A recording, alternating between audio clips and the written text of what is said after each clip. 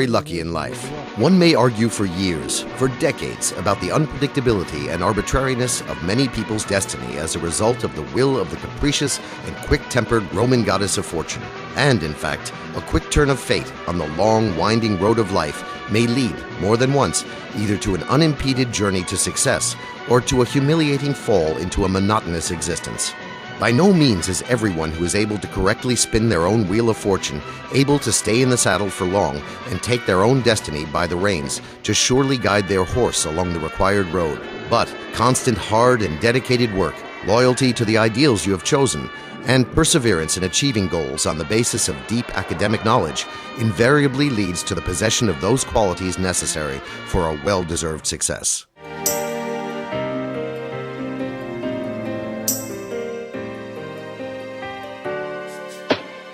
The road of destiny of the outstanding scientist, specialist of the highest order, and talented leader Valery Timofeev purposefully ascended the mountain, quite naturally leading him to the summit of the Mount Olympus of all activities, where he was deemed worthy of the company of the gods and goddesses of such a diverse and exciting industry as telecommunications.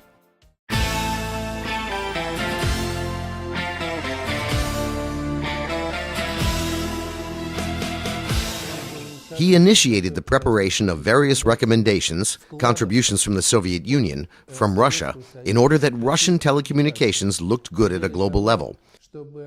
In October 2002, at the Plenipotentiary Conference of the International Telecommunication Union in Marrakesh, Morocco, for the first time in nearly 140-year history of this influential international organization, a Russian representative, the Deputy Minister of Communications and Information, Valery Timofeev, was elected to one of its key positions, Director of the Radio Communications Bureau. Since that time, he has played a very important role in the development of radio communications in the ITU. He is a great scholar in this sector, both in the management of frequency and in satellite communications. He plays a very important role, and we are very grateful for the work he does in the ITU. For me, Timofeev is an older brother. He's a good man who always gave me good advice. We work together as a family. He's a person who is always ready to help, who always makes a clear analysis. I was very pleased to have a partner like that. For me and all the employees in the ITU, we thought very highly of his work. The Bureau is the organization which operates the sector, the radio communications sector, the most important objective of the ITU. The Bureau's task is to prepare these regulations at the global level. The study groups do not only work with the preparation of the pronouncements, but also with making recommendations, drafting the conclusions of the conferences, and overseeing their implementation. A huge thanks to Timofeev, who for years has been working with us, representing our sector in the ITU. His immense assistance to the Ukraine and the projects that we completed together with him are worthy of respect. I really liked one of the publications that came out after 2002 when I was elected to that post. In one of the magazines it was written, "Our Man in Geneva." In those 7.5 years in my daily work, I had to ensure neutrality, objectivity, and disinterest, which is enshrined in their oath. I had to give a negative response to Russian proposals. For too many years, I represented the Soviet Union and Russia in the ITU, and my inner conviction was that I am a Russian man and not a man of the world. I think it is the right person on right position, yes. He done very good work for frequency. Thanks to Timofeev's support, Uzbekistan created and implemented a national strategy for the transition to digital broadcasting. Timofeev headed the Bureau when the Bureau was experiencing many problems. Thanks to his personal efforts, his ability, his professionalism, and his talent at bringing people of different ideologies together, we managed to solve many problems.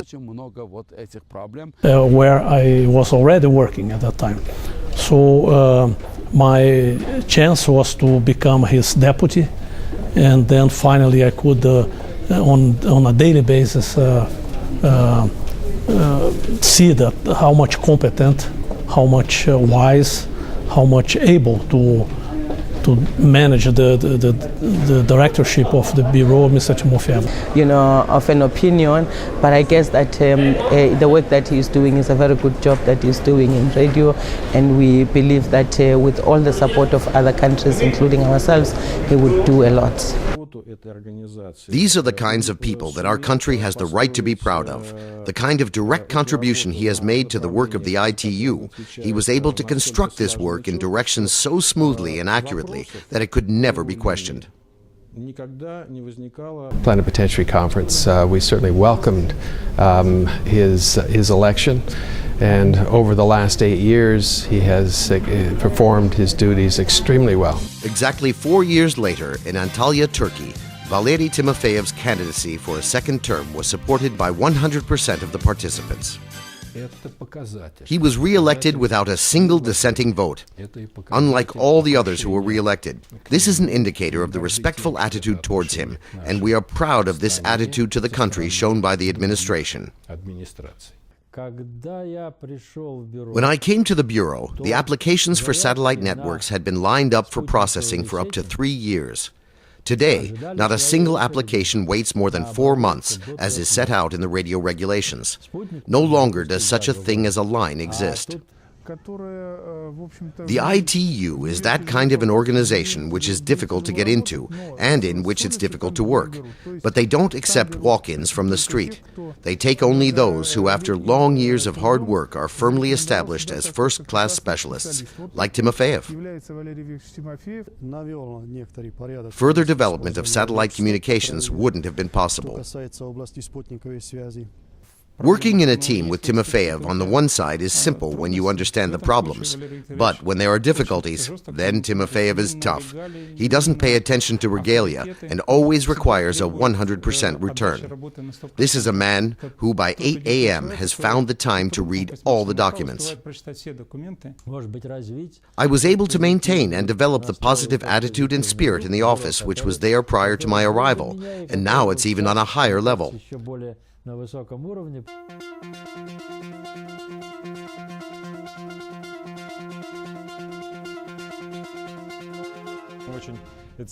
We very much value and appreciate that his role has recently been recognized by the country's leadership. He was awarded the government's order, and we would very much like it if he were to continue to share his experience with the signalmen of the CIS and the world, and of course, that he should remain in one or another capacity in the ITU.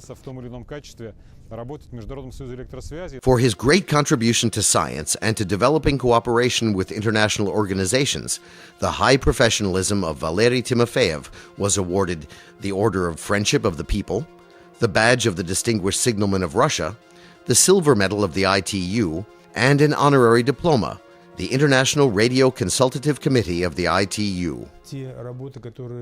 Those works that were performed in the Radio Bureau for the past 8 years have contributed to the fact that information technology has developed at a pace faster than it ever has before. Mr. Timofeev is a great man, really. And specifically for us as African Telecommunication Union, he is the one who has helped Africa being more involved in radio, let's say, communications. As a friend for a very long time, won't tell you how many years, but we've always cooperated very well together and have like mind on many things. So we'll miss him very much.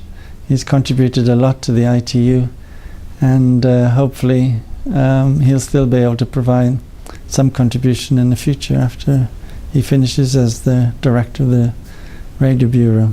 Not only Russia is proud of Valery, I think the whole international community is, and I really mean what I say. His personality, his knowledge, and his contribution, sincere contribution to this what you call field is appreciated worldwide. But in short, I consider him as a great scientist in radio communications. He has a very good knowledge about our radio communication technologies, and he has a very good knowledge about the global issues. How can we,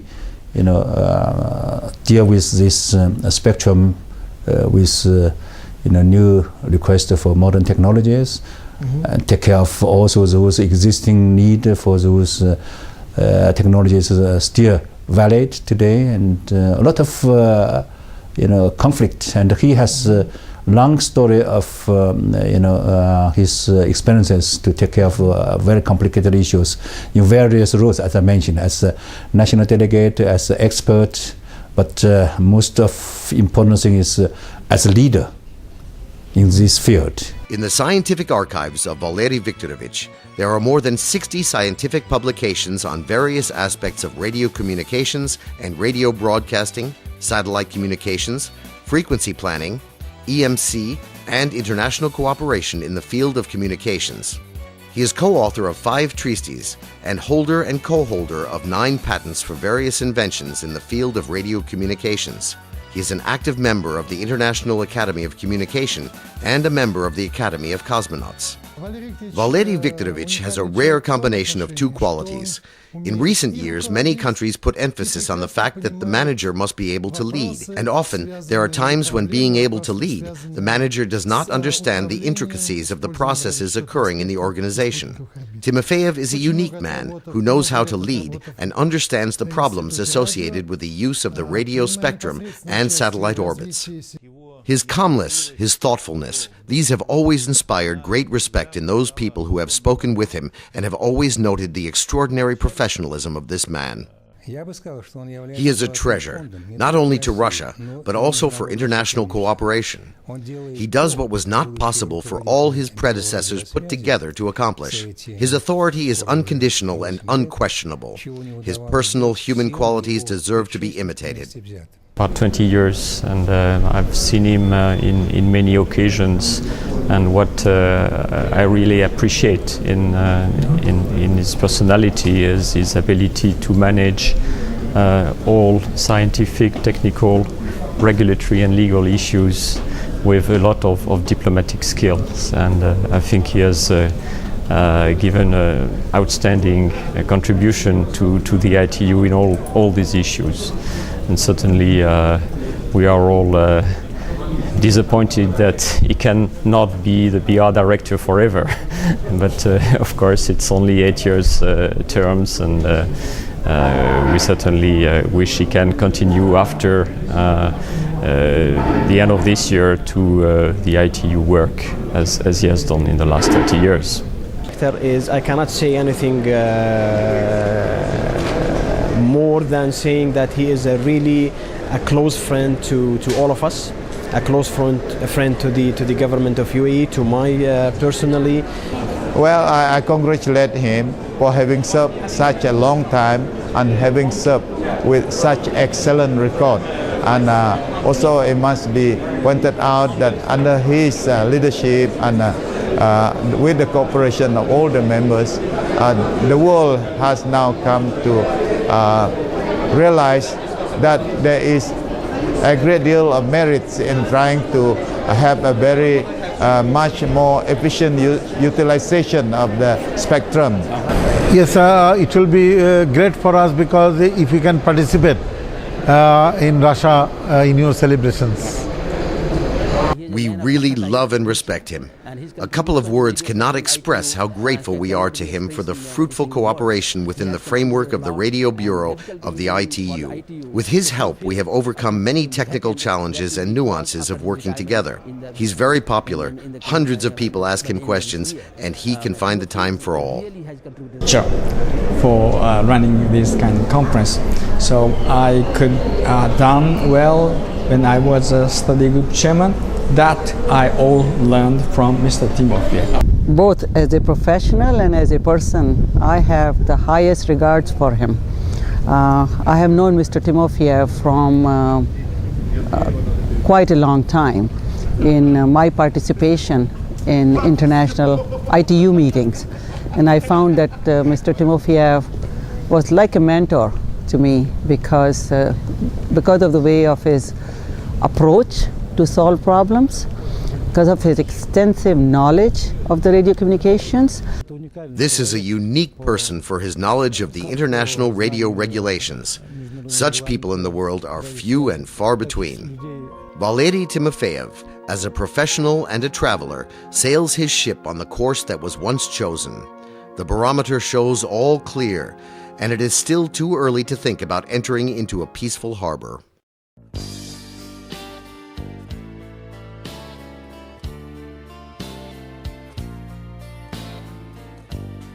The Geneva workdays of Valery Timofeev were a direct consequence of the long and detailed work at ranges and in scientific laboratories, which made him an expert and a master of the highest order, a recognized authority in communications. In the early 90s, he became a deputy representative of the government's Commission for Radio Frequency. He did a great deal so that in the country began to arrive the latest radio technology. He was the initiator of several of the first programs for the conversion of radio frequency spectrum, which resulted in freeing up the military radio spectrum and had the opportunity to develop the country's satellite communications, TV, and other radio technologies. Today, none of the major decisions in the use of radio frequencies is made without a thorough investigation within the framework of the GCRF. Without state control over the use of the radio frequency spectrum, it is not possible for the industry to develop, not only because there are departments which solve issues related to development of commercial communications and to preserve the government's use of frequencies. This is an organization that has various offspring, and they are all important. At the end of the 90s, Valery Timofeev confidently continued to climb the steep career ladder that was strewn with ministerial carpets. He first became the deputy representative of the Russian State Committee of Telecommunications, then the deputy minister of Communications and Information of the Russian Federation. Everything today operates based on the legal framework which was designed by Valery Viktorovich Timofeev during his tenure as Deputy Minister of Communications, when he was in charge of decision-making at the Department of Radio Frequency Service, Glavsvyaznadzor, which he organized into a separate, independent structure.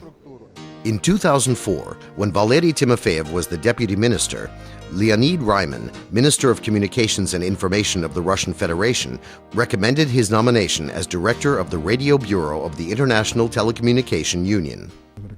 Since then, Timofeev has proven himself very well. It is very nice that we were not mistaken in steering such a man on to such a high post. The fact that he works at the secretariat of this important international organization was a big loss to Russia. We gave one of the leading Russian specialists to the secretariat of the international organization in order to ensure interaction with the organization and develop the organization to participate in multinational projects which exist within the framework of this organization.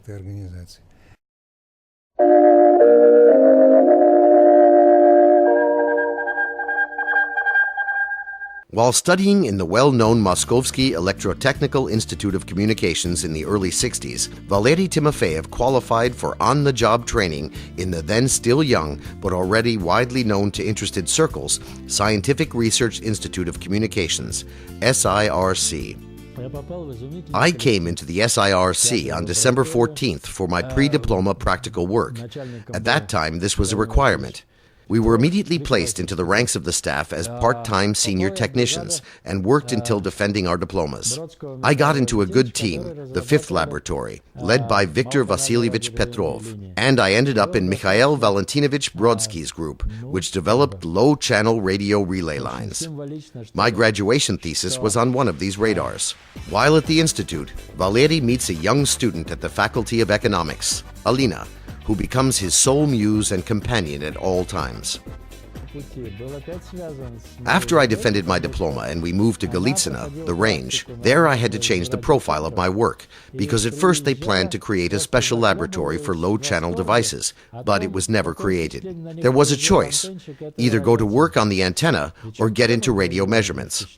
The choice of taking the antenna path was associated with his wife because she had training as an intern in one of the radio centers, and she spoke enthusiastically about an antenna specialist who was accepted in the institute at the age of 63, saying that he lacked the knowledge and that he should get a normal education. After that, she became obsessed with antennas and persuaded me not to work with radio measurements, but rather to go into the antenna department.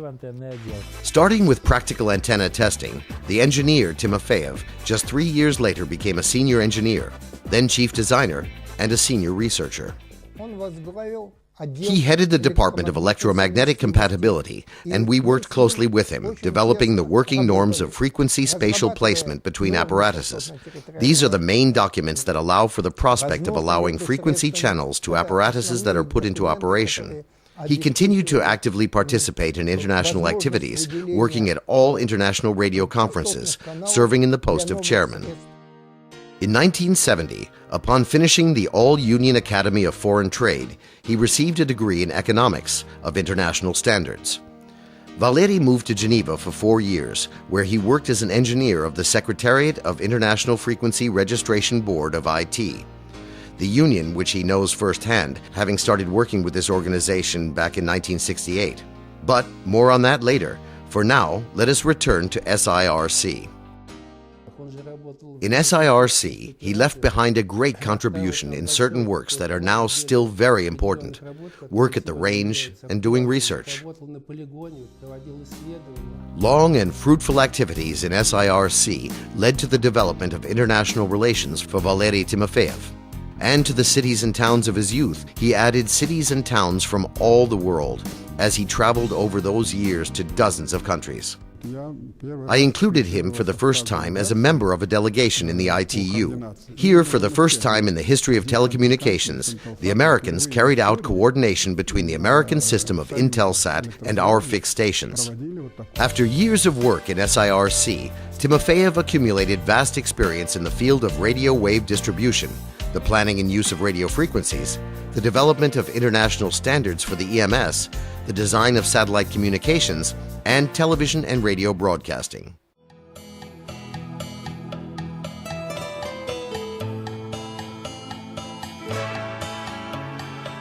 Timofeev traveled his whole life, and it started from early childhood. I was born in a small district town, Ryazhsk, in the Ryazan region. My mother was a kindergarten teacher and then worked at an orphanage which we evacuated during the war. At first, my father worked on the building of the Stalingrad tractor factory. He then became a student at the Pedagogical Institute of Saratov, and then on to the army and college.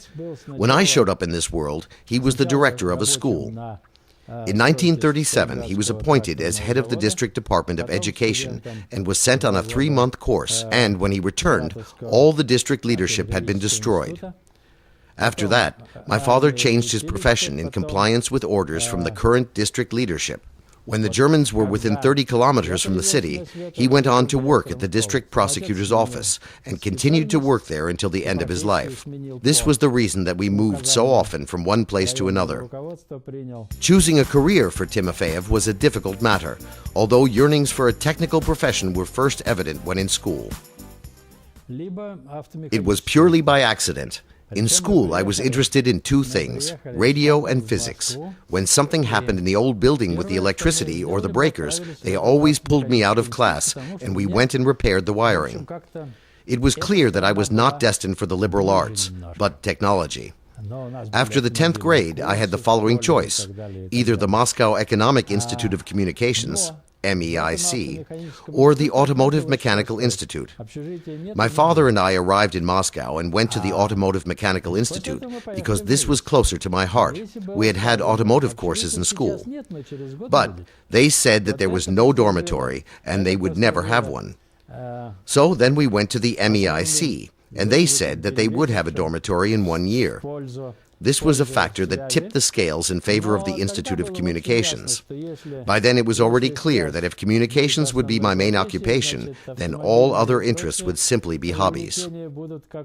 From that moment, the profession of signalman completely took over the reins of Valery Timofeev's destiny, and he felt such fascination with it that he put his whole soul into it. Towns and villages near his beloved wife flashed like a kaleidoscope. and Timofeev's difficult job began to mix together with lively vacations. Then began our fascination with tourism. One of the favorite departments was the special department, which was divided into various sections, including a shooting department, and I worked hard on that one. Tourism has continued all through my life. First, I traveled on foot somewhere in the Moscow region, and then it was a motorcycle on which my wife and I traveled around half the country. Then there was a car. This thirst for travel remained throughout my entire life. It's fascinating to realize that you are not dependent on anything. The city was a little special. I had a good feeling about it and stayed there for a very long time. The first time we lived here for 4 years, from 1970 to 1974. The second time, almost 8 years. In the meantime, I had a lot of different events which brought me here. So the transition of Geneva from a patriarchal city to the Geneva of today transpired before my very eyes.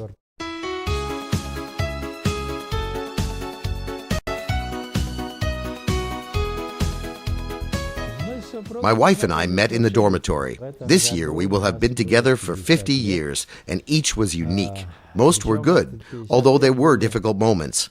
The hardest was the loss of our daughter. But we have grandchildren and a great-grandson.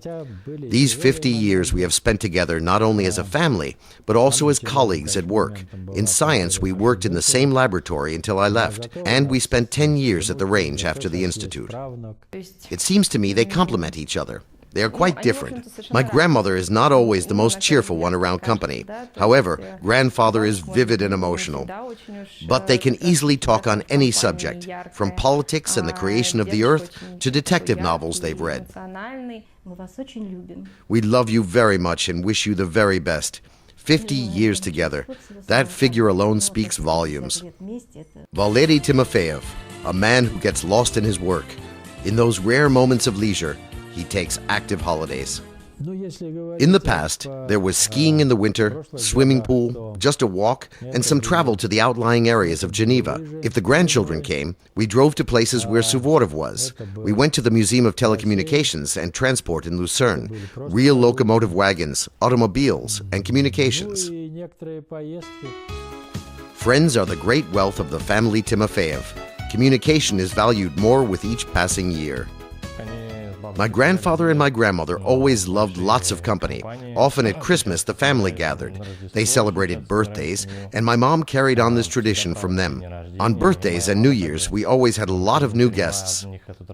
Valery is a close friend of mine for many years. There are friends who are colleagues. There are personal friends. And there are those who are close to your family. There's no short answer. But I was always lucky to meet good people. Some of our friendships have lasted more than 50 years. With some, friendship began in the institute, with some on a range, with others while on official business, and even others in adjoining offices. A lot of friends, very good ones. We've known each other for almost 30 years, since back in the 80s, when he first came here for various events within the framework of the ITU.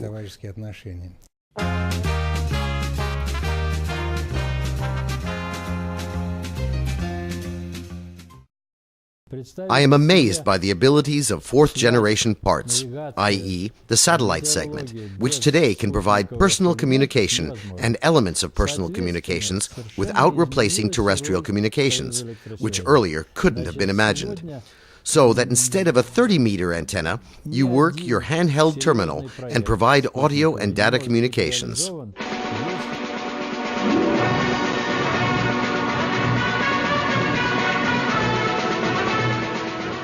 Two Captains, a favorite book as a child, and his motto, to fight and to seek, to find and not surrender.